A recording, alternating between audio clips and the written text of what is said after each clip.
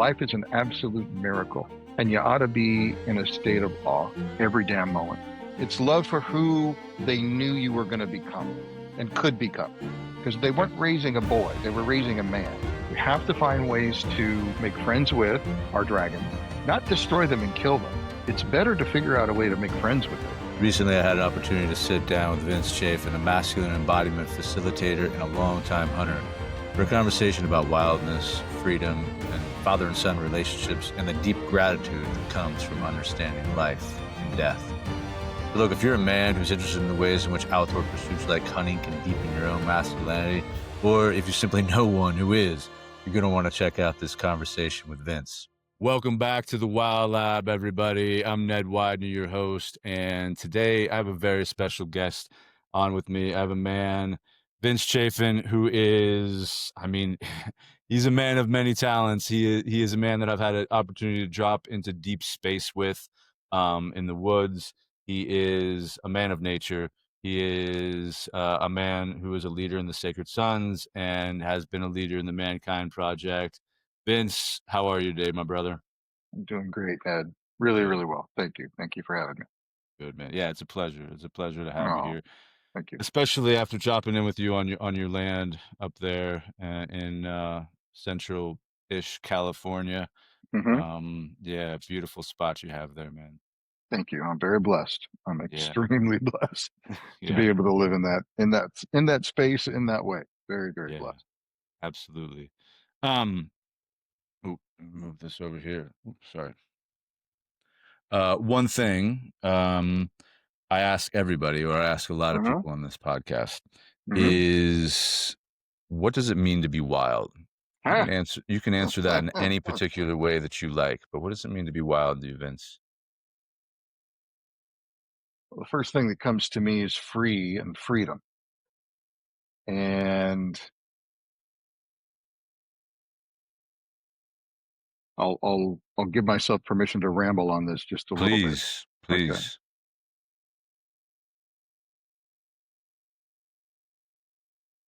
I spent most of my youth in that place that you visited. At that time, we had not just the 2 acres, but we also had an 1,800-acre lease, Mm, and we ran cattle on that. So I grew up very different than anyone that I knew. mm-hmm, I had a very Huckleberry Finn life separate from, I had a life in town and I had a life in the woods. mm-hmm, And so my dad would kick me loose just to go back to the creek or go run a fence line by myself. And so I spent an extraordinary amount of time by myself in the woods, mm-hmm. um, which I think is integral to the shaping of a human spirit and a human soul. At least it was for me and mine. Um, Now, wild and wildness, of course, depends on context, Totally. connection to, and communion with the natural world. That's one part, if Mm-hmm, I'm out in the woods. Another way might be when I'm in any given situation, I'm as free and authentic as I can within the constraints, the norms, the rules, the agreed upon way that we maneuver in the Western world, um, in a safe way. mm-hmm, For example, I saw a video a day or two ago of a man on a subway with his pants down in a full subway, mm-hmm, and men were confronting him. Now, one could say he was experiencing the wild. He was mm-hmm, free and himself, mm-hmm. but that is not the place for that. At least that sort of expression. Sure. And that was shut down. So, ah, freedom with responsibility and Mm, awareness. I because you got can you. be wild in the woods. I knew men who were poachers and guys who just went out and did whatever the hell they wanted. And those are Yeah. uninitiated men. Those are men who are like, fuck everybody. I'm going to do what I want to do. Hmm. And that's not what I think, if I were to read something into your question at all, which was a very short question. So it leaves a lot of room for interpretation. Um,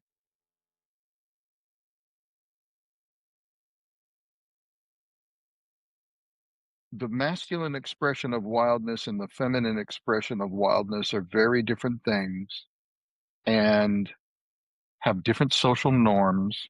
Hmm. And a woman can do things that a man can't do in public and private, and vice versa. So I think the awareness and the responsibility pieces are key to that. Mm. Beautiful. Like the men and women that you take bear hunting, I'll take one step back. My father was I was in the woods hunting and carrying a gun and hunting at a very, very young age. Hmm. And he was adamant, that I practice all the time, that I was an exceptional shot, Mm. and that you don't shoot anything you can't kill with one shot.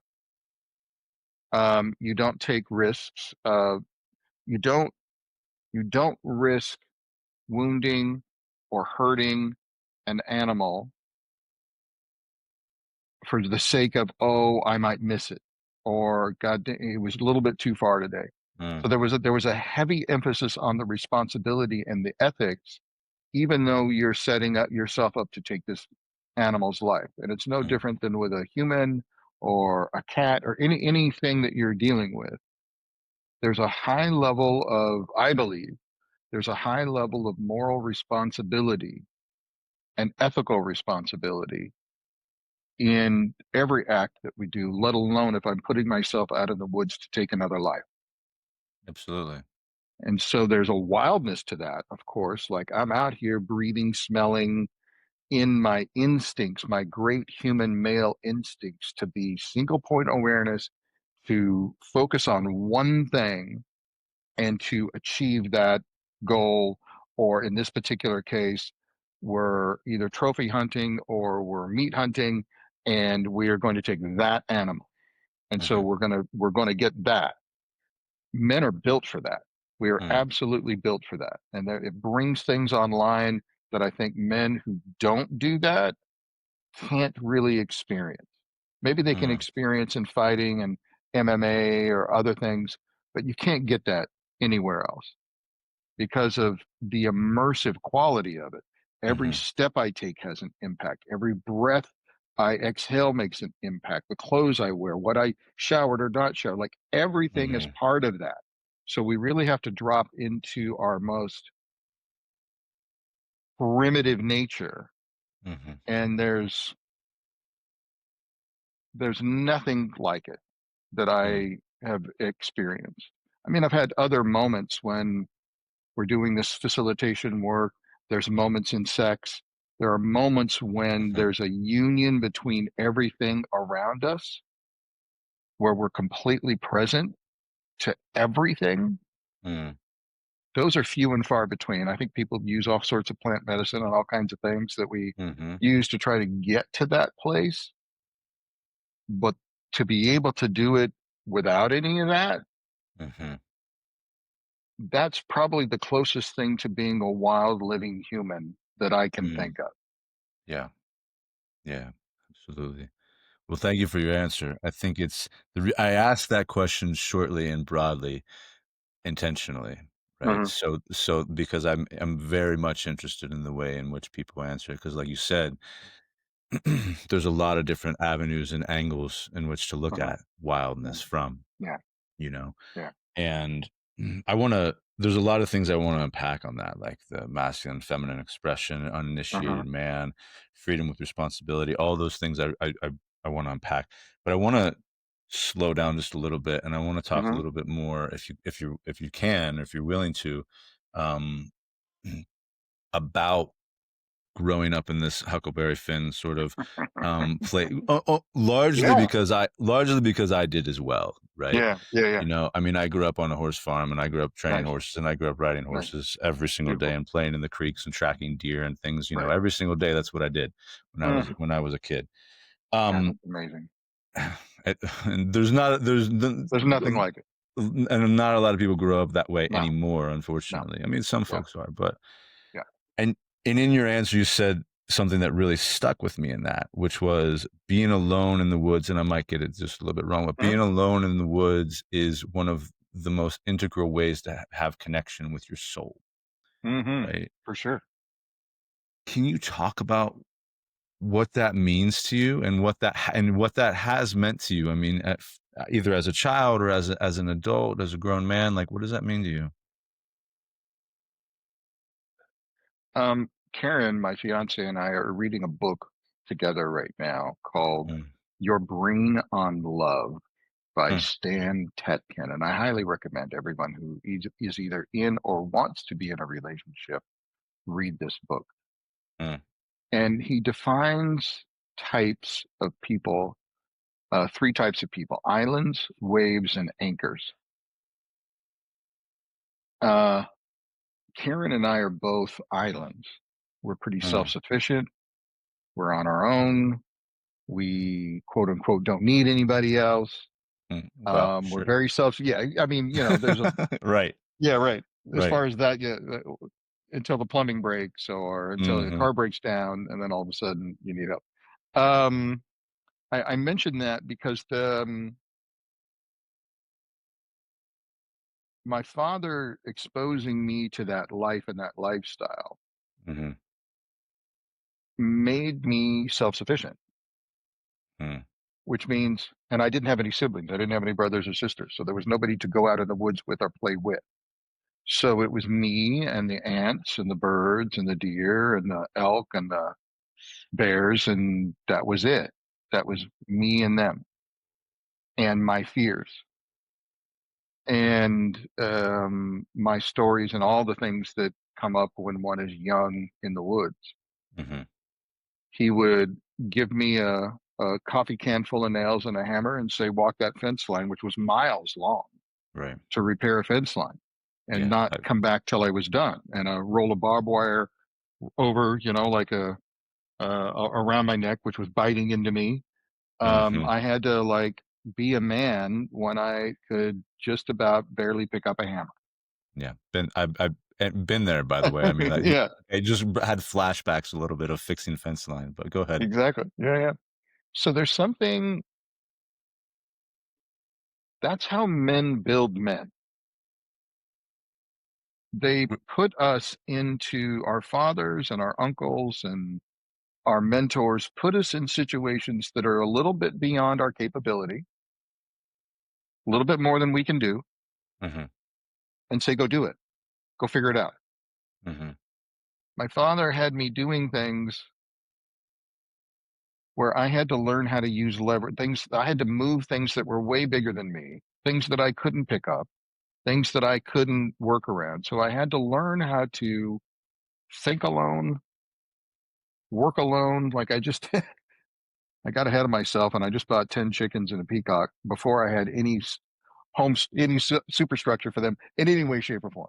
mm, So very late at night, I had to put something together, and I happened to find these panels at the house that are about one's 13, 2 or 13, and 2 or 15 feet long, and they're just heavy enough and squirrely enough that it's just I can barely move them. But I mm, had to figure out a way to just by myself get that shit together so that I could get the chickens and the peacocks in. mhm, And it was just beyond my strength, but so that means I had to use intelligence and leverage.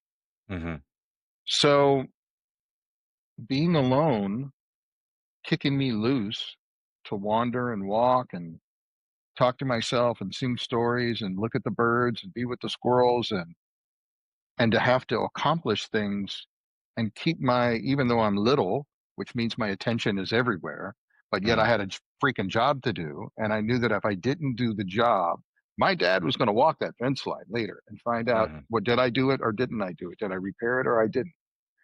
And So there's a certain level of, what is it? It's masculine, truly, I believe, masculine trust and love. Mm, And not just love, not love for little. And when I say little you, little me, when we were kids, it's love for who they knew you were going to become and could become. Because they weren't okay. raising a boy, they were raising a man, which means you have to do things and experience things that little boys don't want to because they're raising a man, not a boy. Mm, Um, so yeah, I played for hours in a stream, built shit, built boats. Like when I wasn't on task, it was expected that I was out of the house, out hmm doing something. Um, and then early on, all that then got molded into tracking and hunting. mm, And my dad was a very avid hunter. And because of the lease that we had 1,800 acres plus some land on either side. And at that time, the black-tailed deer population was very, very good in that mm. area. Like Yeah, when was it's this? this would have been the 70s and the early 80s, Yeah, late 60s, 70s, and early yeah, 80s. a lot better than it It's is now, for sure. oh, Yeah. incredible. Oh, it's you'd see 30, 40 deer a day in the canyon before you got off where we would hunt Hmm up on the ridges and back in the backcountry. Like we wouldn't hunt in the canyon, we hunt up high. So very early, then he had me carrying a rifle that was way bigger than me, and we were up walking trails. And the first hmm thing was to memorize the trails, know where the trails were, so that if you do get lost or if you do come off late at night and you hit the trail, you'll know, oh yeah, I know this trail and it goes this way or that way. hmm Um, there was there was his haven't really talked about this that much, so I'm really glad we're thank you for asking Yeah, and you're about welcome. it. Um, there was all of it. I remember the preparation the night before, the days before, oiling the boots because if it was late, it might be raining, so we had to get up and wax the boot, or we had to wax the boots. My job was always knife sharpening, so I had to make sure all the knives were sharp. Um, I remember,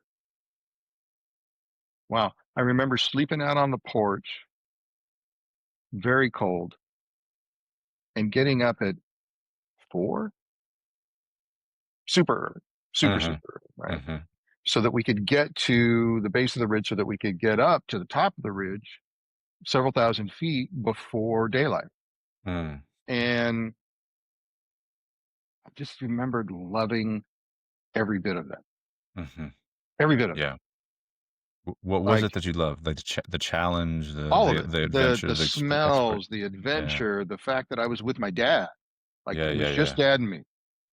Yeah. We were out walking in the dark and I could hear things. I couldn't see anything, but I hmm could hear shit. hmm And like having to deal with all of that and um but I was with dad and we're hiking way up this ridge to be there as dawn broke. Um all of it was just in a great adventure. mm Every bit of it.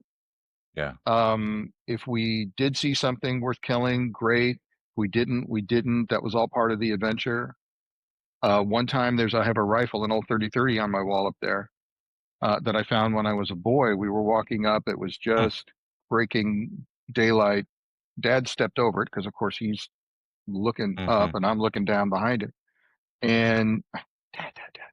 And there's an old 30-30 laying there, all rusted, the Wow. stock kind of eaten up. And he had brought back memories for him. He remembered when he was a boy, because back in those days when he was a boy, all those guys went up these very steep ridges. They all hunted horseback. Mm. And a guy went up there horseback with a mule, and the mule spooked, threw all his gear everywhere, including his one and only rifle. Huh. And they hunted all over that ridge dad said, for weeks, trying to find that rifle. They could never find Wow. it. And fast forward 60, 50, 60 years, There I it is. stumbled across it. Yeah. Yeah. Um, so there was, I remember seeing badgers. You don't see badgers all over up there, but you just don't see them very often. Mm-hmm. I remember a couple of times we were up on the ridge seeing badgers, which was always an amazing Mm. thing.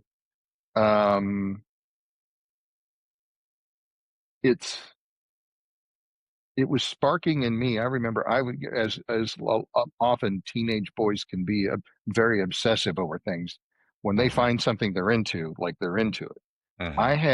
I read everything Jack O'Connor wrote. That was my dad's Mm-hmm. hero. And so I read all of Jack O'Connor's books. I had Outdoor Life, and then there were only two, Field and Stream. Maybe there might have been one other hunting magazine at the time. It's not like it is now.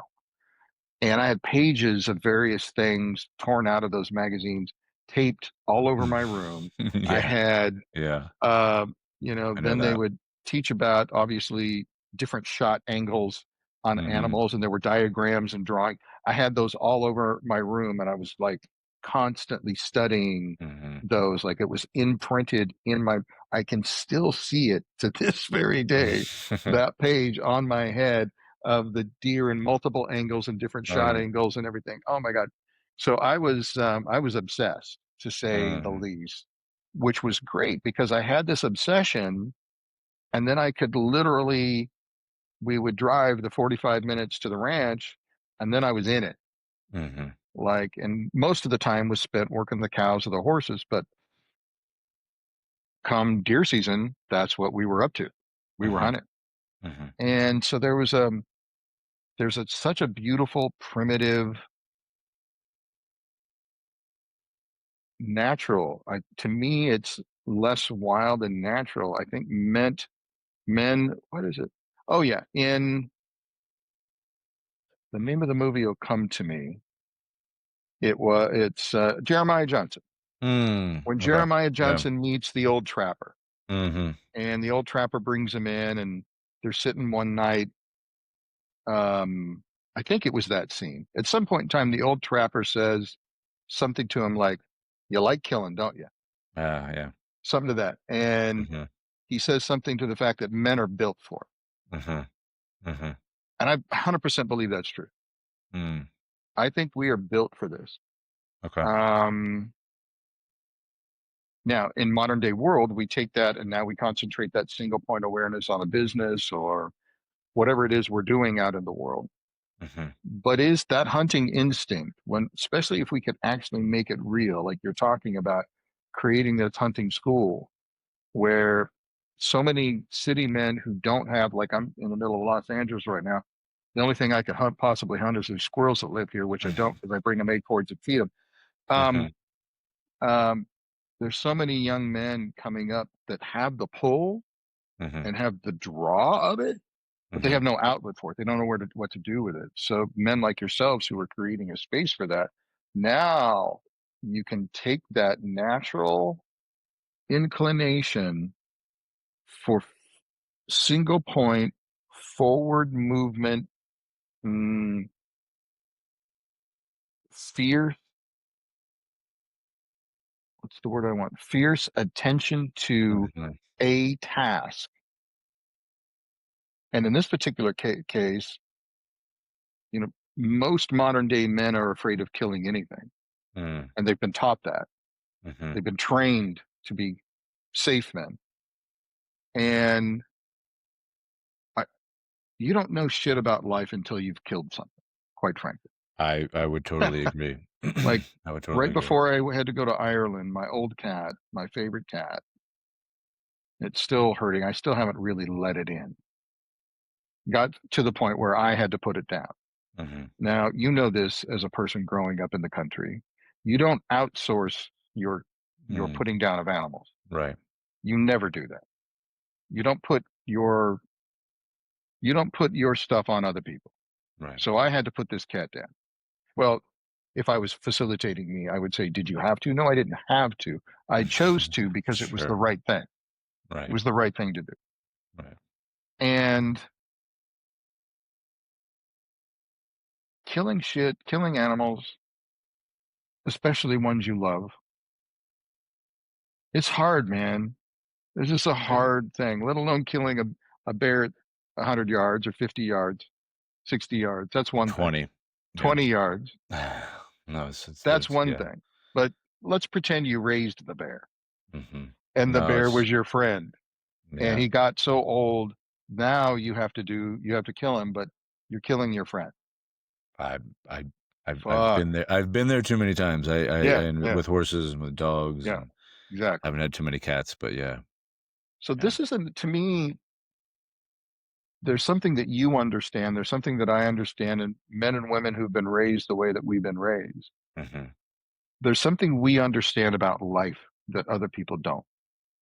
I believe that's a story I make. Well, and what is that, Vince? Because what the question that I've been wanting to ask you as you've been Mhm. saying this is, what is it that what is it that you learn from taking a life, whether it's hunting or whether it's your cat? I mean, what does it teach you? Sure. Well, let's go with game animals first. hmm Game animals, it's a provisioning. I'm sacrificing my time, my energy, my life force to take the life of something that's going to provide life force for me and my family. hmm So there's a masculine self, and I know a lot of women hunt, so please forgive me, ladies who are listening to this, forgive me for looking through the lens of the masculine. I am masculine. I am a man. That is the only eyes I have to look through. So please know that when I'm talking about this, I'm talking about the human experience in doing these things hmm through the lens of the masculine. There's that solves that brings in our provider protector, that totally checks that box for us, for our family, when we can go out and bring home provision for our family. hmm Men have been doing Absolutely. that for millions of years, right? Yeah. To pretend that that's not still here, that's crazy. Right. And men of today, of course, do that by providing resources for their family. Like Right. if I can kill that 6, 7, 8 figure job, that so now my Right. family is safe and well taken care of. Good job on you, man. Awesome. Similar You're instincts. You're right. Yeah. similar instincts, absolutely Yeah. similar instincts, and one click off. So Yes. what does it teach? For me, it teaches me gratitude, Mm, huge gratitude, not just for it, for like the time, the space, the energy, the resources to be able to have this experience.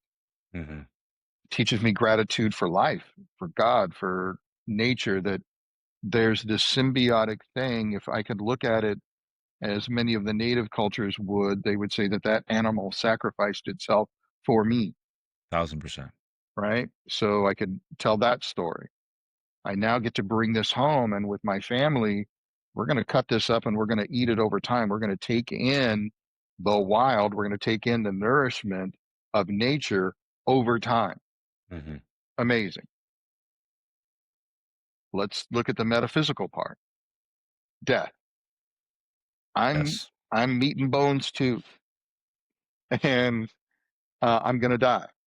hmm And so when you choose to or have to take the life of something else, then to me, there's no, like, then you're sitting next to death. You're making friends with death. Absolutely. And because you better know him, because he's walking with you everywhere every day. And sooner or later, he's going to put his hand on your shoulder and it's going to be your turn. It's going to be my Absolutely. turn. Yeah. So there's a greater, for me, because I've been involved in butchering, killing and butchering deer and cattle, buffalo, the putting down of my own pets, putting down varmint. Um, I get death, hmm and having my own experience with health issues, death is right here. So Yeah.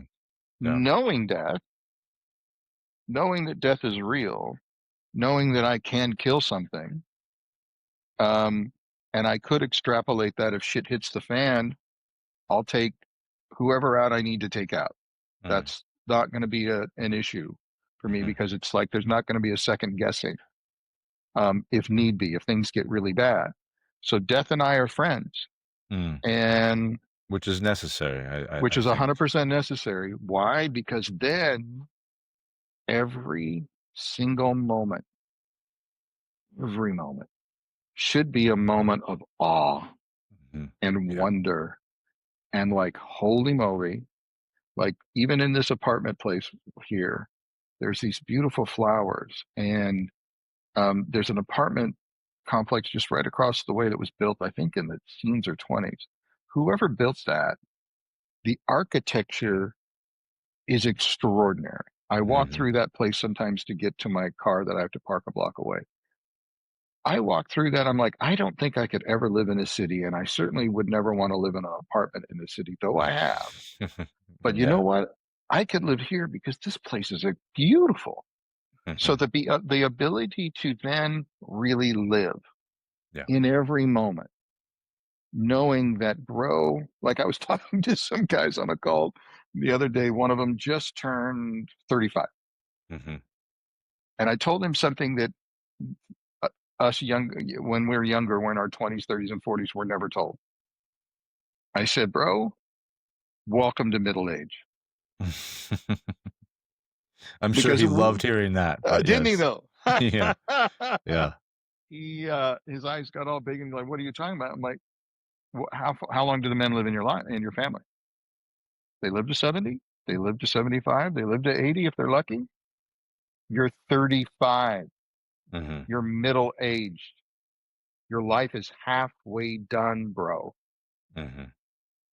Like, so to me, the earlier I can get the finitude of this little gift that each one of us has been given, Mhm. the greater, the more expansive, the more appreciative, the more in a sense of awe I could and should be every day. I get into a vehicle that I push a button and all of a sudden it does something, and I push Yeah. a lever and I push down and I can go faster than I could by myself, and I can get home from here in about 2 hours, which Mhm. in the old days, of course, walking, it would take a month and a half, 2 months easily, would have taken a week and a half by a horse and buggy. Um, I can take this and I can communicate with anyone around the world. I have access to unlimited knowledge. I can go in here and I can turn a little silver thing, water comes out. Like there's a million things now that Yeah. I could and should be unbelievably appreciative for Yeah. every day, let alone the fact that I woke up, my hands still work, my feet still work. Nobody dressed me. Nobody Mhm. helped me go to the bathroom, which sooner or later is going to be coming, you know. Yeah. Um, Yeah. like For all of us, but for yes. all of us. So while you still can walk a trail by yourself or with friends without help, Mhm. while you can still hold your own binoculars, while you can still carry your own gun, while you can still be with your family and do the things that you do, you ought to damn well be appreciative, because Yeah. sooner or later, either God's going to put you down, cancer's going to put you down, a horse kick to the head's going to put you down. Like anything at any given moment, just like I had to do with my dear Puma, somebody or something's going to put me down. Yeah. So between now and then, and I don't know when that's going to be. So when Native Americans talked about it's a good day to die, when I'm driving into that Trader Joe's parking lot to do my shopping, which I think I'm going to get to do my shopping and then I'm going to get to come home and I'm going to Mhm. get to eat those things, I might not. So Mhm. every single moment ought to be, wow, Yeah. look where I am, look what I'm doing. This is amazing. Yeah. This is fucking amazing. Even when I hate traffic. God, I hate cities and I hate Mm. traffic. I was in traffic for about 2.5 hours a couple of days ago. And I just had to keep coming back to a state of, wow, look at this. Like I Mhm. get to do this. Mhm. I get to Mhm. do this. So to me, that's what death ought to teach me, Yeah. and being Yeah. associated with it and getting my hands bloody, putting my hands. I remember, what's the last thing I cleaned up?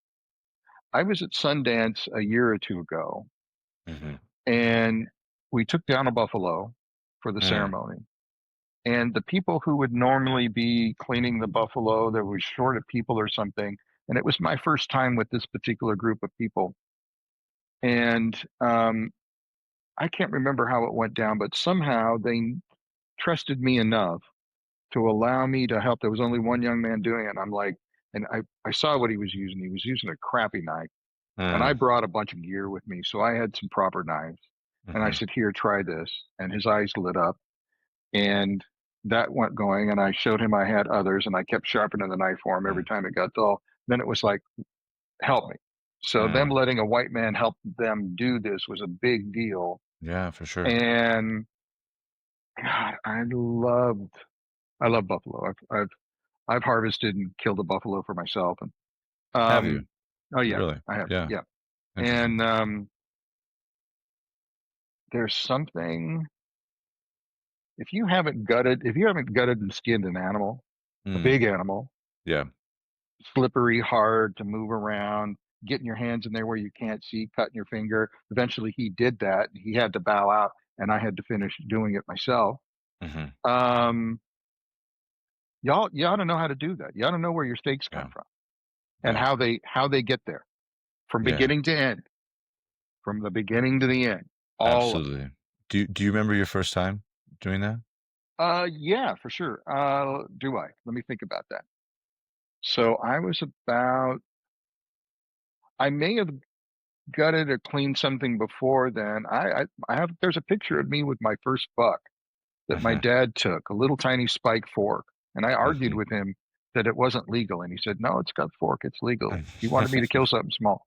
And God, I must have been, I'm sure I was probably underage. I was probably about 11, Mm, maybe mhm, 12, something like that.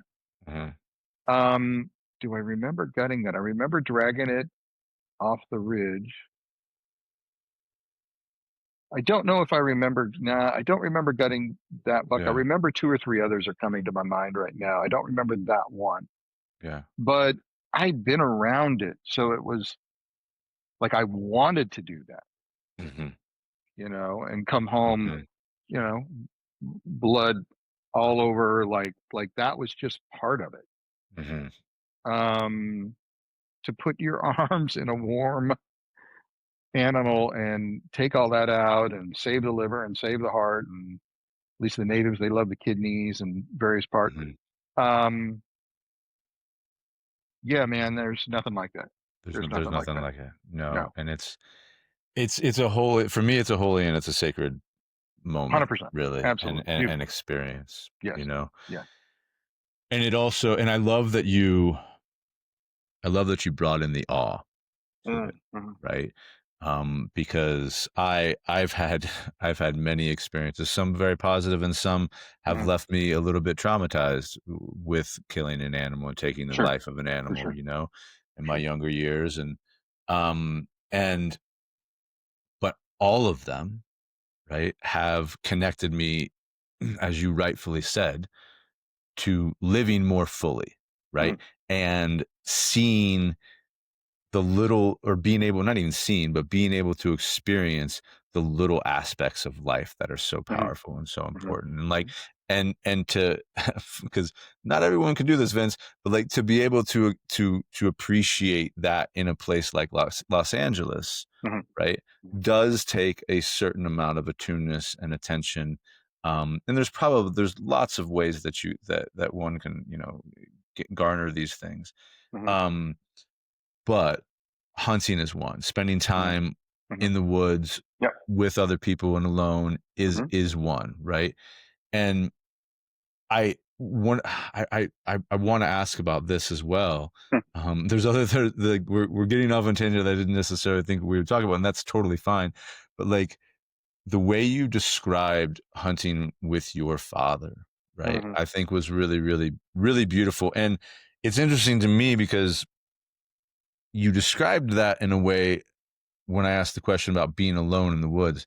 But Vince, mhm. you weren't alone at all. Like you were with your father, right? Not always, but when we went hunting, yeah, I was with my father, so I wasn't Right. Well, and alone, no. that's Until I what I got mean older. Until I got older. in the description of at least in your retelling of it, right? You Oh, were yeah. with your father. right? And Yeah, and so actually, I'm sorry. Go ahead. Yeah, go ahead. what Go ahead. my question is Mm, what did that do for your bond with your father? Like, how did it help her? mm. What did it do for you to help cultivate that?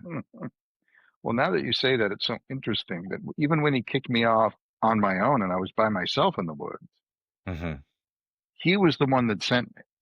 So I was with him.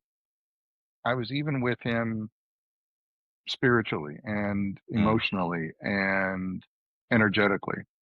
I hadn't thought about that. So interesting. I'm going to backtrack. So hang on to that question because Yeah, yeah, yeah, yeah. I want to get that. I want to address that because I haven't, the connection with my father. It's really good that we're talking about this because it's helping me remember a completely different relationship that I had with my father Mm, when I was younger that I had with him when I was older.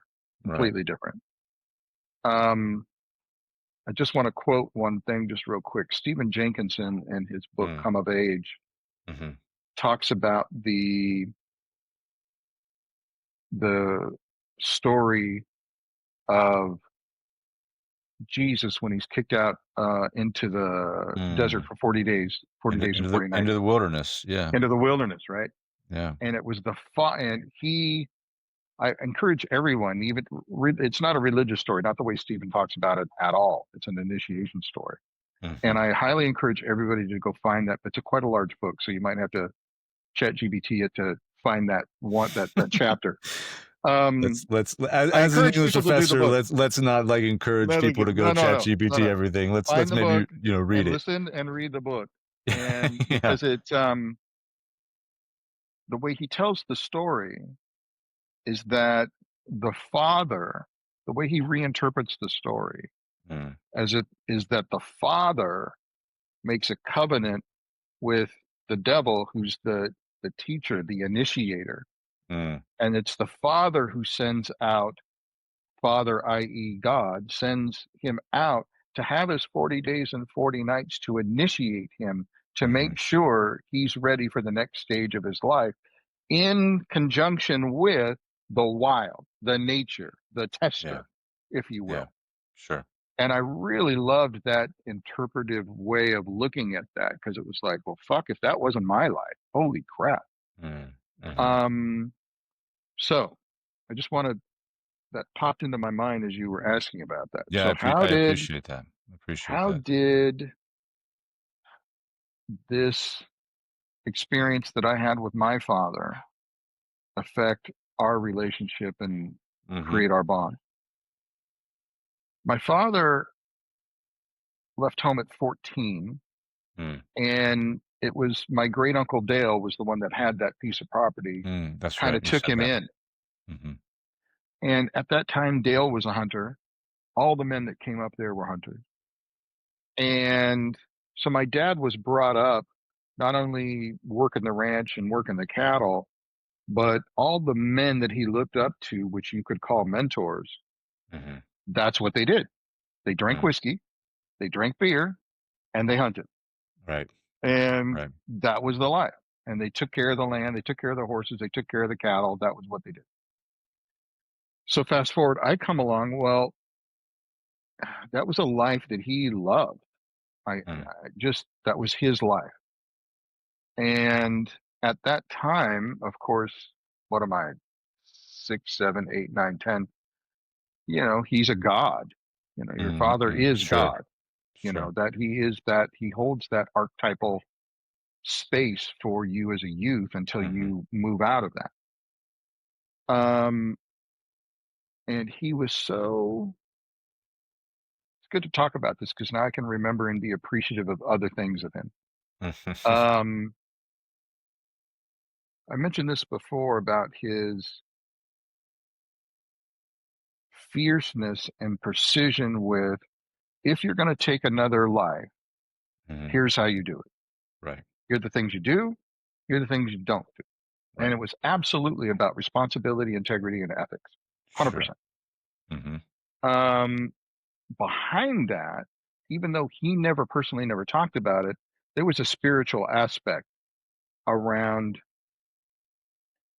I think he would have never used these terms, mm, but I think it was karma. It was like there's something, if you don't do this right, you're gonna pay Mm, I see. some way. I see. I think I don't think he would have said it that way, but if I think back on it, for sure that's what he was talking about. Mm, Um, so early in life, yeah, we did. I looked up to him. I was absolutely terrified of him. He was unbelievably fierce. as we do from with God, right? I mean, that's pretty terrifying. Absolutely. It's Yeah. terrifying, which Yeah. was really good because our Father's job is to prepare us for the world that we are completely naive to. We have Mm, no idea what the world is going to do to us. hmm. He does. So his job is to prepare us for that. Hmm.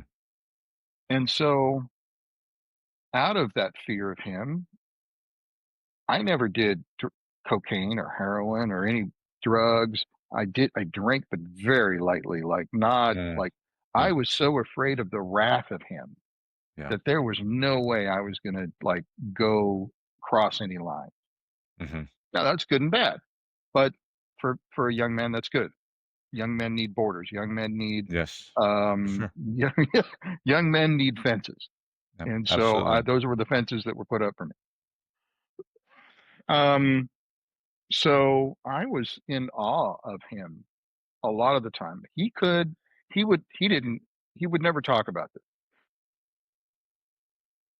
He knew he had an intuition, especially around animals, especially around deer, Mm, that was unprecedented. I'd never seen anything like it. We would say we're going to hunt this particular space or that particular place, and that's what we were getting prepared for the night before. And then in the morning, you'd go, nope, they're not there. They're over here. And then we would go there, mm, and there's where the deer would be mm. or the buck would be. Yeah. Yeah. He had a sense, he had an intuition and a sense that he wouldn't talk about it, but he had it. Hmm. And that's, who knows what that is. And that I It's was, very real. I'm gonna interrupt you for a second, yeah, for but sure. it's a very real like Yeah. phenomenon that Yeah. happens, and my hunting partners and I, we Uh-huh. talk about it, like Yeah. and Yeah. like what made you look over? There was no reason for you to look over there. Why'd you? And I was like, Exactly. Why? Oh, I God, just I've had a done that feeling, so man. many times. Yeah, I was yeah, like, I'm over here, and then all of a sudden it's like, wait, over there, and yeah, bam. Like, yeah. It's so very real. it's a very real thing. So when we immerse ourselves in that world, we are wild and we are connected to everything. Mm, So of course we're connected to that. We just don't know it. right, right. So he was that way. We'd be sitting at home. He'd have to have his morning coffee in the dark at 4:30 a.m. before we'd leave the house, and he'd change his mind and we'd go someplace else.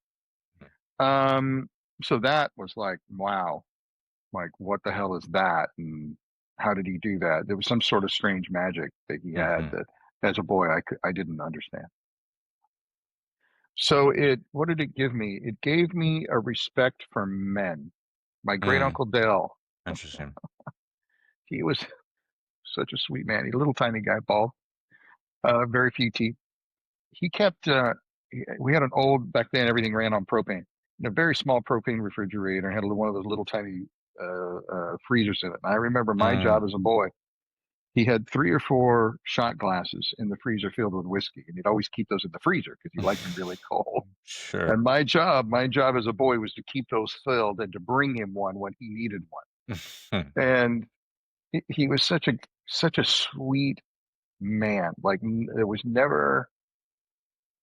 no, I never saw him get angry. Never Hmm. saw him raise his voice. He was just a kind man. And as my dad got older and more in pain and divorce and all kinds of things going on with him, he got meaner and angrier. And that was so interesting that that was juxtaposed to his uncle, who was Mm, just as kind a human being as you could ever want to meet. Rugged, tough. So that's interesting. Not soft, hmm. kind, Yeah. not a soft man. There's a difference. There There's a is a very difference, distinct difference between isn't those there? two things that you're There talking really about. Yeah. is.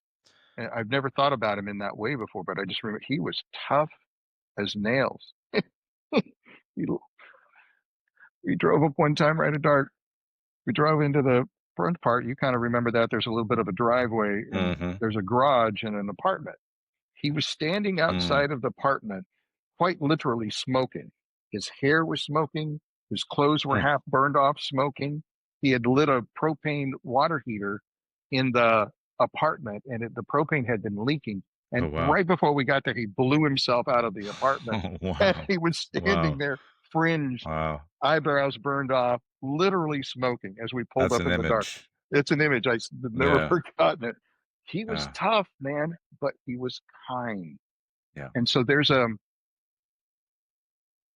I'll tie a loop to that, to what we're doing today, I hope, in the men's work and men's movement. Mhm. Men think that kindness, we're raising generations now of soft men. Mm. And he, Dale, was kind and hard and tough and Mhm. strong. Mhm. You can have both.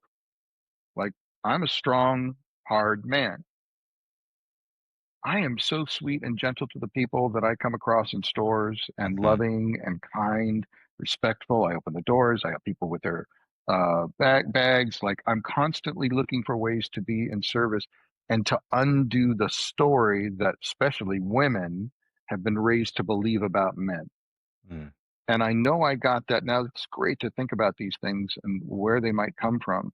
I got that from Dale. Mhm. I got that from my great Aunt Fairy. And I certainly got that from the earlier versions of my father. Mhm. Um, I saw him be so polite to people who would come up there, Mhm. and respectful to people, like really nice, especially women. He was unbelievably attentive to and took responsibility for the women that would come up there. Mhm. And so there was a level of masculine, I keep coming back to that word. I don't know any other word. Masculine responsibility. Yeah, no, I hear you. I hear you. Um, Yeah, so I learned that from them. As he is, and how did it affect? As we got older, and I pulled away and went out into the world myself, um, I became very angry and very resentful to him, for sure. and hated him. He he was so mean to me. Oh my God. God bless you, Dad. I love you. Um, what I found out was that I unfortunately reminded him of his father. Mm. And so every time he looked at me, he saw his dad, and he hated his father. And so later years, it was very, very, very difficult, extremely difficult. And it hasn't been, he died in 2017. So I haven't really made peace. It's been a very long process to come back to. Right. He taught me how to hunt. He taught me how to fish. He taught me how to work. He taught me how to think. He taught me how to use my hands. Like, Right. he taught me how to be a man.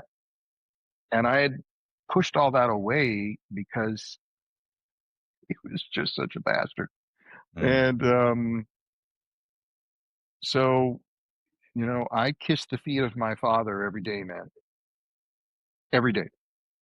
As hard as he was, as difficult as he was, especially as he was getting older. And now, if I think about it, as pain and suffering comes to my body, yeah, man, you put enough pressure on anybody and you give them enough physical pain, Mhm. and you put anybody under the thumb long enough, they're not going to be the nicest people in the world. We're not at our best when we're sleep deprived, when we're hungry, when we're thirsty, when we're in pain. We are not our best self. Sure. And So, and and so many of us live in these, we don't live free, we don't live wild, as you put it. We live in, and so many of us live in cages. And so, yeah, and and not to make comfort, excuses for your way father too or for much anyone comfort. else, Yeah, comfort, yeah, for yeah, sure. Um, but those things can create, and to use your words and to use other people's words, like a dangerous man, right? sure. So, yeah, for, so, yes. So now we have that. To me, is, if there is such a thing as toxic masculinity, and I will, thank you, everyone out there, I will remind all of you that there is certainly a thing called toxic femininity. Um, when we become the toxic side of ourselves, yeah, um, that's the uninitiated, our shadows out front, our what did God, I can't even believe I'm going to quote George Bush on this. Am I? Our better angels. Well, I don't think that He was was George long, Bush, but right? yeah, it was I don't long know if it before was he him, was but one somebody. It was long before him, but yeah. when our better angels aren't present, right? Hmm. So you and I were lucky that we had the fathers that we had, good, bad, or indifferent, Mm, and that's what I try to remind men hugely.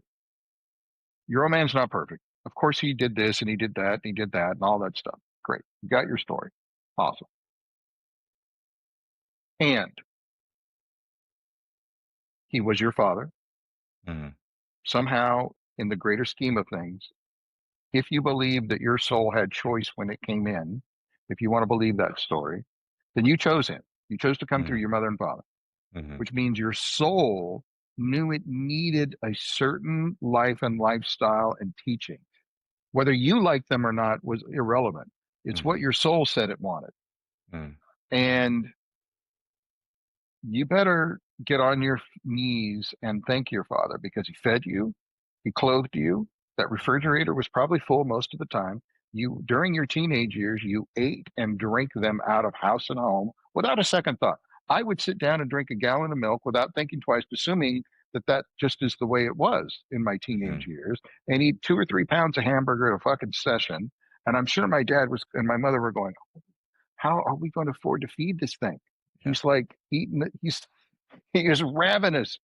Um, but I never thought about that refrigerator and where that food came from. Hmm. My parents did that. My dad did that. Yeah. So there's even when I hear men talk, and I told those same stories about how awful my dad is and or was. Hmm. Yeah, but there's another side to that story, bro. Right. Clothing, food, shelter, school, your new next pair of shoes when your feet were growing so goddamn fast you couldn't keep up. You wouldn't wear out shoes. You'd had to get a new pair of shoes before you wore them out. He didn't, mom and dad didn't throw you in a dumpster. They could have done that. They could have flushed your ass down the toilet. Like that happened. Mm, But they didn't do that. They chose to take on the responsibility to keep you alive, just like their parents, just like the parents before, just like your lineage has done for thousands and thousands and thousands of yeah. years. So we all owe our father, good, bad, or indifferent, even if he abandoned us, even if he abused us, even if you didn't know him and you were thrown up for adoption. You never knew your old man. And he was a, God knows what he was. You still owe him at least a thank you for your life. Mm, At the very like ground level minimum. Thank you, Dad, for giving me life. You didn't have to, even if it was the back of a 57 Chevy one time with mom. You didn't have to do that, but you did. And I was conceived in a moment of at least pseudo love. Maybe it was amazing love and maybe it was just lust, but at least they created my life. mhm, And then mm. if you happen to know him and grow up with him and all the other things like you were fortunate enough, sounds like to be able to do, you got a lot Yeah. to be grateful for. Good, bad, or indifferent. Listen, absolutely, and part of the reason I asked you about like what hunting with your father like did for your Hmm. relationship stems from my own relationship Hmm. with my own father, right? Which had growing up was very sordid and Hmm. very difficult, and now is much better. But when I look back on my childhood, he wasn't much of a hunter, but he fished. He Hmm. fished. He Yep. we Yep. that's what we did. We fished in this river that ran behind our house, and like uh, we would go into the boundary waters in Quetico National Park in Minnesota and Canada and fish every year. And Hmm. like even still to this day, my father and I take a fishing trip every year. Oh, that's great. Whether it's That's great. sometimes it's close, but sometimes I mean we've been to Africa, we've been to Oh, South wow. America, we've been all over the world fishing and and Hmm. it's a deep bond, Yes. and it's there's some things, and I I love my father, and I think that there's he had one of the most difficult jobs anyone I think has ever had Mm. in the entire world, which was he was a pediatric anesthesiologist in a palliative care unit, which means he Oh my helped God. dying Yeah, children die exactly. peacefully, right? You know, so Oh, there's a lot of things there that mm. he probably couldn't bring to the table for me Oh, hell no. emotionally and supportively and in those ways, but he could do it when we were fishing, Mm. right? He was able to, and I was able to. It wasn't a one way street, but like we Right, were right. able to have that connection and have that bond when we were out in the woods, or in a river or in a lake or pond or whatever, you know. And Is your so, father still alive? absolutely, yeah. I mean, he was just out here a month or two ago, and we were fishing the river behind my house. So yeah, Mm. absolutely. What's his name? Norbert, Norb, Norbert. yeah, Norb. yeah, It's a great name. I know a German man named Norbert. He's about the kindest man you'd ever want to meet. So yeah, bless you. yeah. Bless you and your dad. That's your dad has, hmm, that is a hard, when men choose a hard path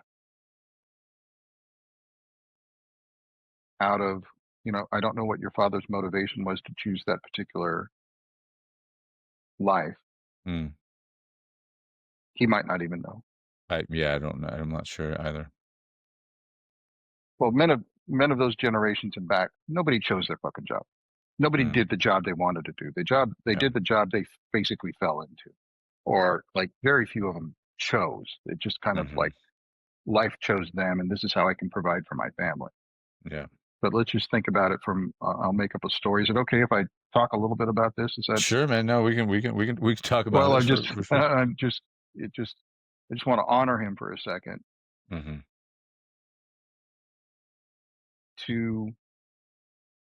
to serve humanity in a way that hurts Hmm. Yeah, yourself. You're serving others and you're taking care of them to ease their pain and suffering, but every time it comes at a cost to yourself. for sure. That's what young men don't that's one of the many things that we don't understand as humans about life, let alone young men about life, let alone women about men, Hmm. is that many men do the right thing at their own personal cost. Mm. Yeah, for sure. And very seldom, especially men of his generation, there's nothing to talk about. What are you going to say about that? Hmm. Like, so my father, your father, men going back were pretty quiet about these things and stoic, and they drank and they smoked and they bowled and they did whatever they could to keep those demons at bay. But Mm. they sure as hell didn't go to therapy and they didn't talk about it with their family and they didn't like where are you going to put that? You know, It's a heavy load to carry, Vince. I it's mean, a heavy load to carry, and those thank things are God very heavy loads to carry. I get as a formerly heavily addicted fly fisherman, I get stepping into those streams and in those moments, it's like there's such a cleansing that happens being around water, moving water, Mm, absolutely. let alone stepping in it, let alone reaching in it, let alone the million metaphors that come from catching Hmm. something from below the consciousness and bringing it up to Yep. life and looking at it and loving it. And at least for me, turning it loose and putting it back in the water. Um, I can make up a story that that would be the place where he could like be his younger self and be his more innocent self and be his purer self and then be able to share that with you and have those experiences with you in that type of a world. Yeah. It's a, being able to take your son fishing. My dad took me fishing all the time, and I've only been able to take my son fishing a handful of times. He doesn't really enjoy it. Um, it's an amazing thing to be able to Yeah. share that with the son. Yeah. And thank you for saying that. And I'll maybe I'll share this one story. Yeah,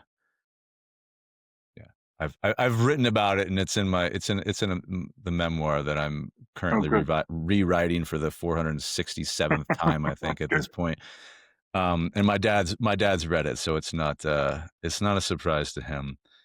So I think I can share it here. But you're right. There's medicine in the water, and there's things that happen there that I can't necessarily explain. Yes.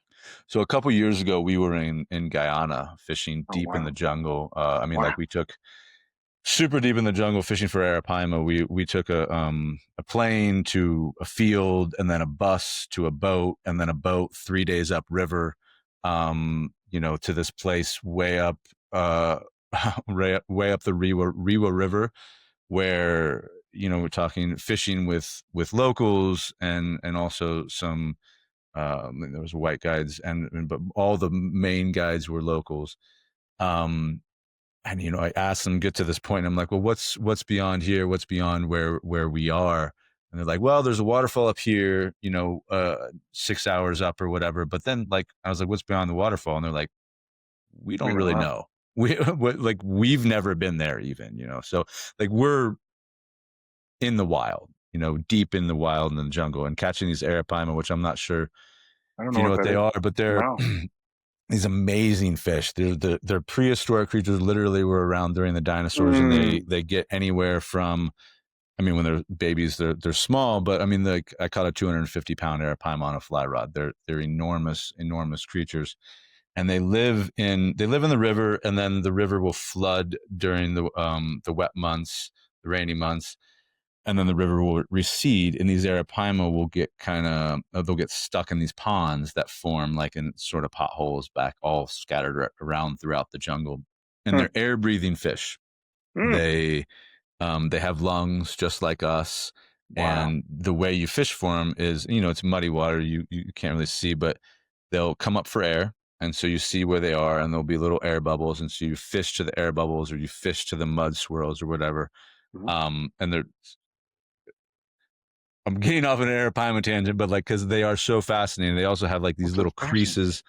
creases in their head that the when they're born, the mothers or the babies swim around the mother's head, and the mother excretes colostrum from the creases in their head. So they're a fish that has lungs and colostrum, which is, so maybe they're barely a fish, but Right. interesting creatures. And anyways, we were up this river way into the jungle fishing, and we'd been up there for 2 days, 3 days or whatever, I think, something fishing. And my dad and I were fishing in the same boat, and my dad was he hadn't caught a fish, and in fact he was really getting very, very frustrated.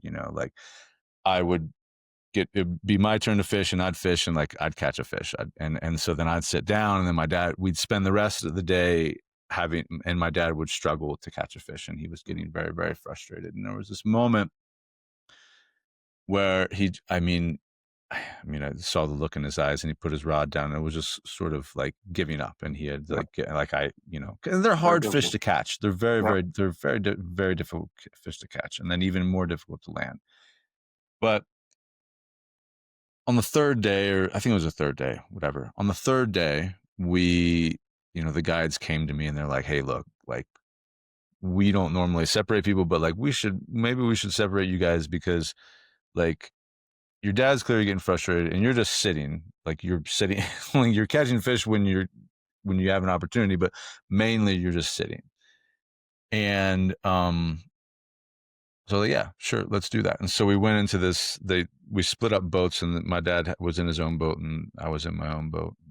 It's not that we were fighting. We were getting, that Mhm. part wasn't it. It was just his frustration, and I wasn't fishing. And so on that day, and I don't know, I wasn't in his boat, and I don't know what happened, but I watched it from across the pond. I'm sitting in my boat watching my dad fish, and he had been struggling. It was big rods, and he wasn't used to he was getting older. Wasn't used to swinging a big rod. And on that day, something just clicked in the water with him, and like all of a sudden, we're in our boat, and we're looking over at my dad, in his boat, with this guy Roven, who's just this amazing guide, wonderful human being.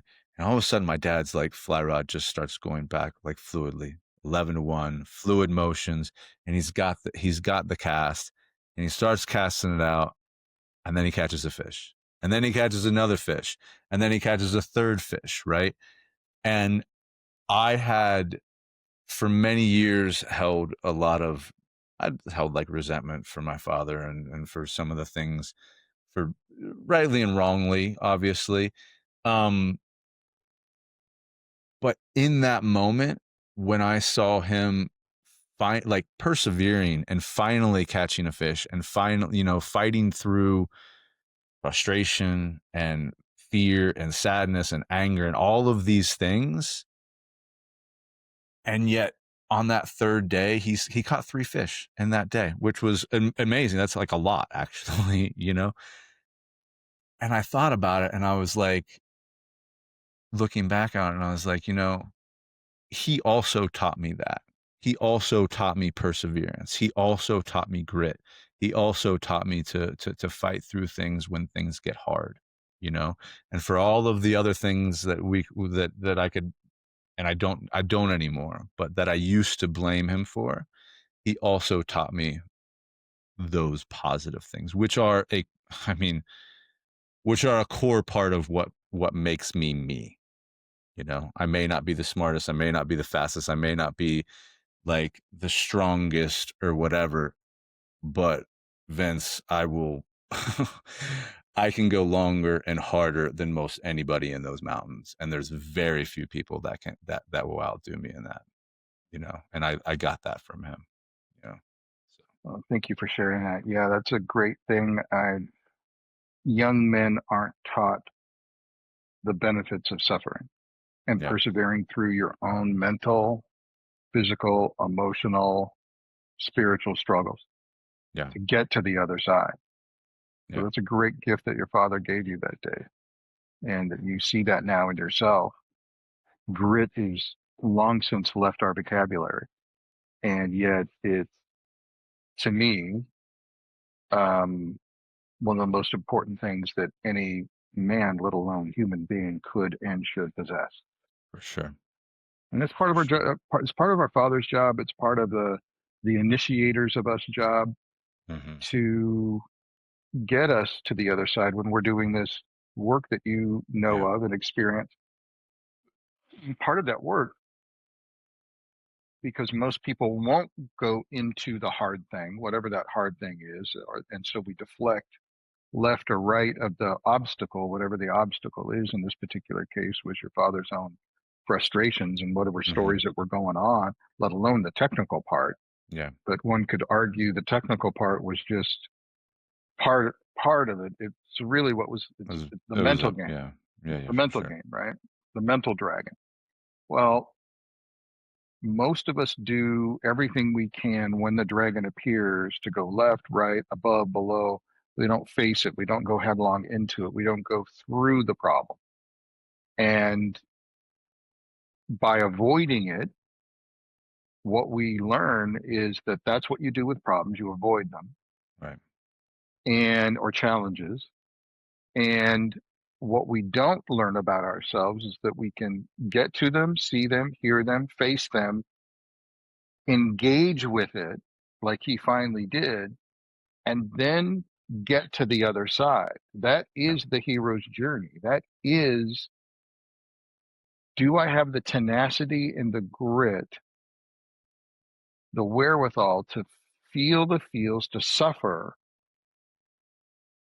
not knowing that it will end, because that's why we avoid it, because we think it's Mm, just going to be forever, which it never is.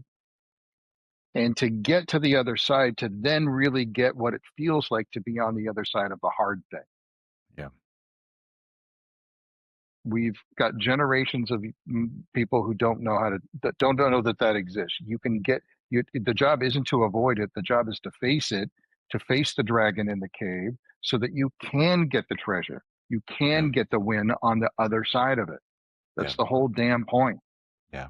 And Um, it's the only way. Like and this is the only it's way the out is only through, way baby. through. The only way Yeah. out is through. You have to go through it. It is an initiation. We don't get one initiation in life. We get thousands of initiations in life.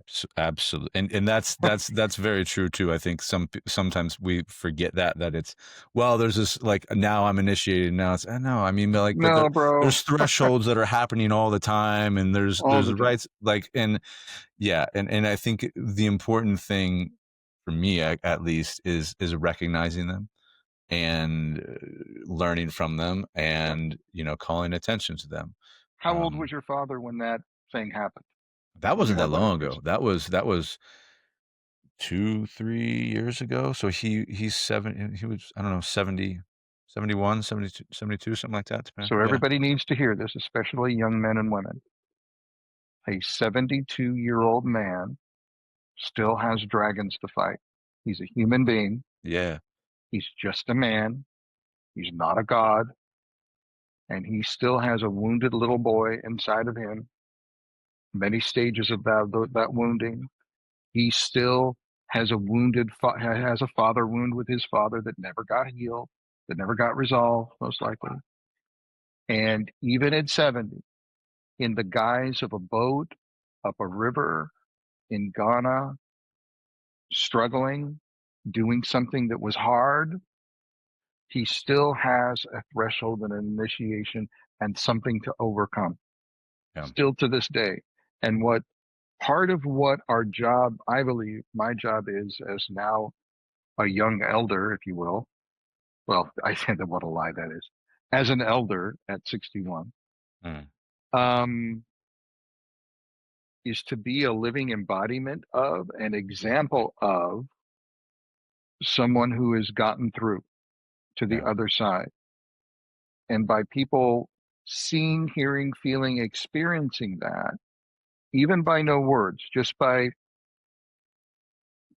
we do ourselves such a disservice by pushing away our elders into communities with just elders. Hmm. That's not where they're supposed to be. They are supposed to be seen by all of us as we're growing up so that we can go, oh, that's the pathway. That's how this works. This is where we're going.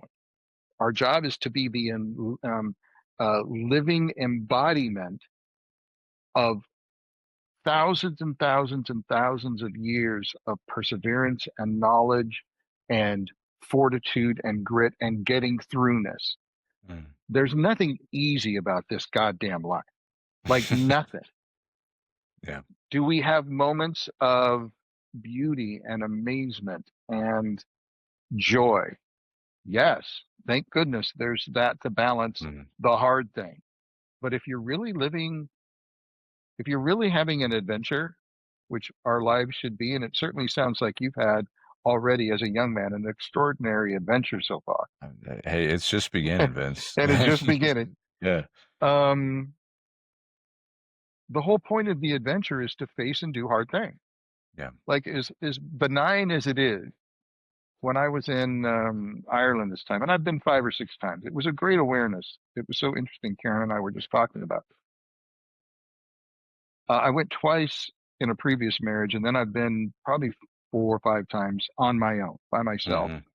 for various trainings or just for travel, just for vacation.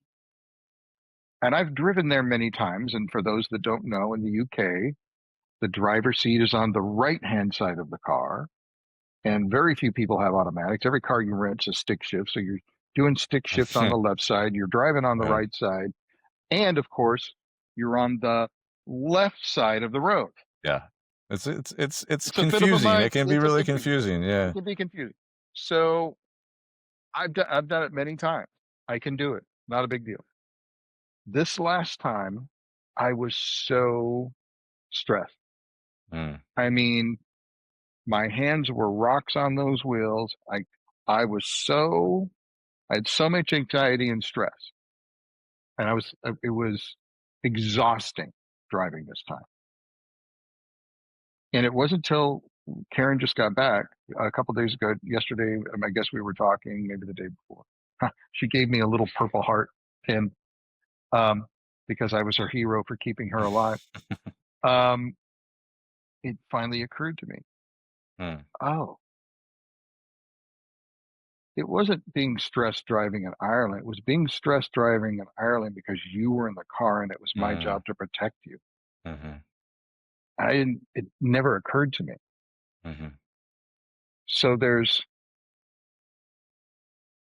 are things we do consciously and consciously and unconsciously in this life challenges that we should face, things that we should look dead in the eyes at. Hmm. Jordan Peterson talks this all the time. You, what was his name? God, I can see his face right now. Campbell, Joseph Campbell. Mm. Um, you do not avert your gaze from that which terrifies you. Hmm. Just like we were talking about death. Hmm. Most people are terrified about death. They're ignorant of it. They're in denial about it. They pretend it's not there. They live their lives Hmm. as if they were never going to die. So when Hmm. it comes, they're Yeah. surprised. Like Yeah. they have a bad death because all of a sudden it's there and they're like, holy shit, I didn't know this was going to happen to me. What? What? How Right. could you go through life not knowing this is coming? Coming. It's coming Right. for us all. So one of the great lessons our fathers and our initiators and the people around us should be teaching us is to look headlong into the challenges. Like we don't Hmm. avoid it. You want a good marriage? Don't avoid anything, anything, however small. You deal with it now, here, in the moment, eye to eye. Like we are going to get through this thing, whatever this thing is. Yeah. As we talk about in this work, the things that we hide, repress, and deny are the things that are going to find a way to show up. And if you hide, For repress, and sure. deny them, they're going to show up in your life in ways that you won't like Yeah. and you For don't sure. want. So you better find ways to be friends with all of it. When you're out in the woods and it's been days and you're tired and you're hungry and you're stinky and you're not sleeping well, um, you better make friends with all of those hardships, or you're not going to get the bear, you're not going to get the elk, you're not going to get Yeah. the deer, you're not going to get the thing you say you want if you can't come to terms with the cost of getting the thing you say you want. Absolutely. Yeah. Because there's always a cost. You got to be Yeah. willing to pay the cost. Yep. Yep. And I'm really glad you draw attention to that. So it's actually something that we do very consciously at Walker School of the Wild is when we bring people in, um, we have them, we have them set intentions, and we Yep. also have them talk about the things that they need to leave behind in order Hmm. to get the thing that it is that they want. And Yep. it may not be a bear. It may Right. be something else entirely different. Right. But yeah, it's a very important part of the process when we bring people out to the land and to hunt with For them. It's sure. it's it's Has really, to be. really important. Yeah. What do you need to let go? Like we're going to be doing a commitment ceremony at Remembrance coming up here in September on the Sacred Sons weekend. And Stephen Jenkinson, I bring him up again. He just wrote a book called Matrimony, and he did a Right. podcast with Adam. And one of the things that he talks about in the marriage ceremony, often when we're getting married, what we talk about are the promises and the commitments and the covenant. What we don't talk about is what is it that has to die off?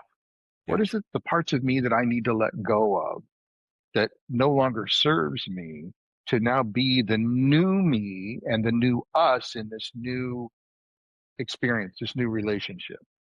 Yeah. So just like in your Walker School, yeah, what is it that I have to let go of? I know my father, when he was 17 or 18, he worked on a seismograph crew all over the Western United States and Alaska. And when they were in Alaska, there were grizzlies around all the time. And he was Hmm. terrified of grizzly bears because they were breaking into camp. They were around all the time. And that experience never left him when he was still alive up there at the ranch that you got to visit. He was deathly afraid of black bears. I Yeah. have no fear of black bears whatsoever. I'm around them all the time. Not a big deal. But boy, he sure was. Hmm. So there was, but here I'm putting this on him, so I'll share one more story with you.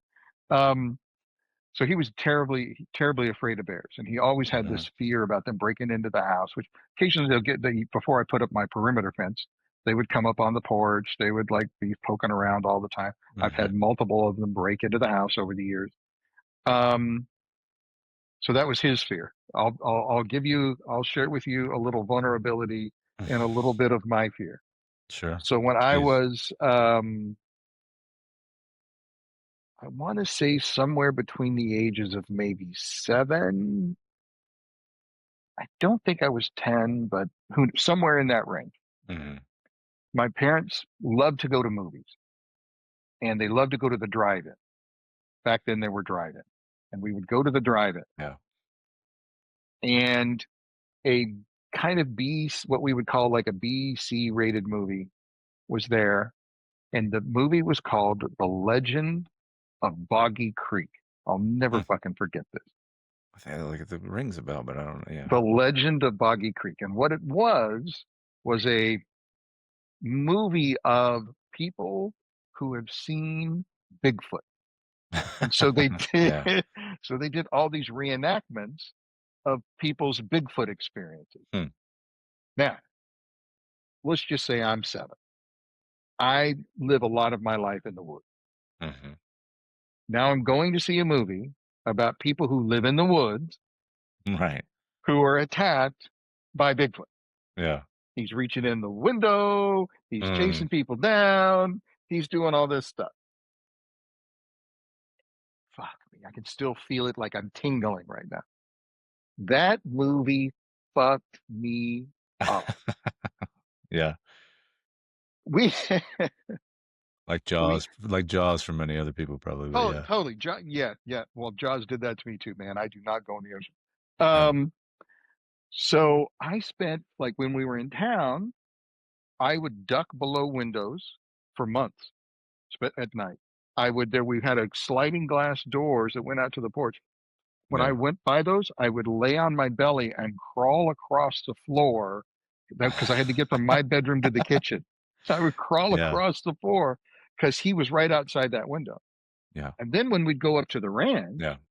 and we'd go out and work and then we'd go out and hunt and come back after dark, it was a decade, easily. I was with that flashlight, like coming off those ridges in the middle of the night where there's no light, there's no nothing, there's just me. I was Yeah. scared to death. It took me forever to get over that. Now that was a fear that I wish there was someone that I could have like talked to Mm. about that could have looked me in the eyes and go, bro, Yeah. I know it was just a movie. It was Right. all pretend. It was all made up. But the problem was with that, there was more to the story. Before we went to see that, my dad had always had magazines around the house. And back then there was a magazine called Argosy.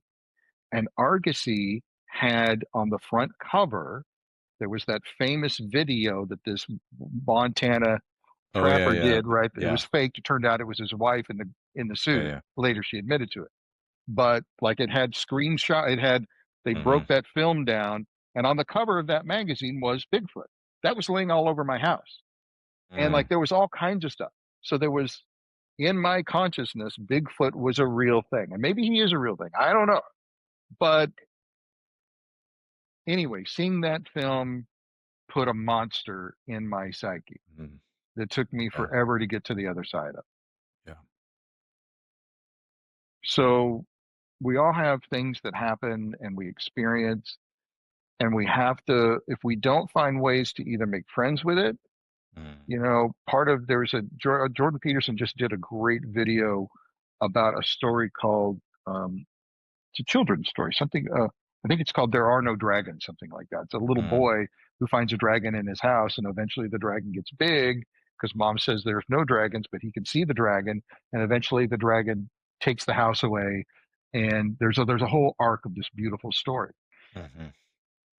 If we don't face our fears, if we don't face the things that we're afraid of, and then like you're doing with these beautiful people, okay, how do we let go of the things that no longer serve us? Yeah. We have to find ways to make friends with our dragons, Yeah. not destroy them and kill them. It's better to figure out a way to make friends with it Absolutely. and Yeah. be able to learn and channel that and bring that forward within yourself when needed. Yeah. And then burn away the things that don't serve us, the little boy stuff that doesn't serve us, the fears that don't serve us, the stories, the belief systems that don't serve us as we grow. As we age, 100%. what served us as children don't serve us as adults. They're not the 100%. right tools. They're not the right way to navigate the world. Yeah. We Yeah. got to find ways to let that go. And being in the woods, learning whether you kill anything or not doesn't matter. Right. Can you Absolutely. can you prepare your mind, your heart, your soul, your body, Body. your senses? To me, that's the biggest one. The biggest gain that I get, that I for myself, and I think bringing other people into the woods, is training their intuition and their physical and energetic mm, sensitivities from the over immersion in the city life, Yeah. to how to use those tools and now bring those tools back online in the woods. Yeah. Absolutely. If you 100%. haven't been around bears, you can smell a bear. Up, you absolutely can. So it's like, Absolutely. I'll be walking through my garden sometimes and I'll be like, I'll pick up the scent of a bear Hmm. on the wind, God knows how far he's away. Hmm. Um, there's, you can, ideally, I want humans to have the abilities and the sensory perception of a wild person, like you said, a Hmm. wild man, Hmm. and to be able to use that in our, where most people live, in our current day modern urban environments. Why? I want your sensory perception so tight that when you are on that subway and you're on that bus and you see that motherfucking psychopath on the other side eyeing this little girl or this woman, Hmm. you move in. Hmm. You don't hesitate. You don't, there's nothing about you that's not afraid to stand in between. That is part of your job as a mature man, is to protect all the children. All the children there are your children. All the women that there are your wife, that you should be keeping an eye on. You should feel, you should know that when your wife is in town, if uncle's in town, he's got his eye making sure she's okay, Right. and vice versa. And yeah, I think you're right. And I also think it's it's not just the danger, Hmm. right? But it's Oh, it's also not just that. when someone needs love, also when someone 100%. needs a hug, also when someone is down or whatever, Yeah, and they need your loving embrace. It's all of those for things, sure. right? And those For things sure. can be learned out there as well. But yeah, For sure. Yeah, you should be able to be in tune with the suffering and the dangers of the world, and yeah, to be able to feel enough mm, awareness within yourself to take the action necessary, whether it is a handshake, whether it is a hug, whether it is some kind words, or whether it is a stare at someone across going, I see you. Whatever you're up to, I'm watching you. You're mm, not, you're not getting away with whatever it is that's happening. yeah, Um, so all of that we can bring into, all men should have that beautiful bandwidth of capacity, for sure. yeah, yeah. And going out in the woods is a great way to learn how to bring all of that online. All of it. It is, Vince. And so thank you, brother. Of I course. appreciate that, man. Yeah.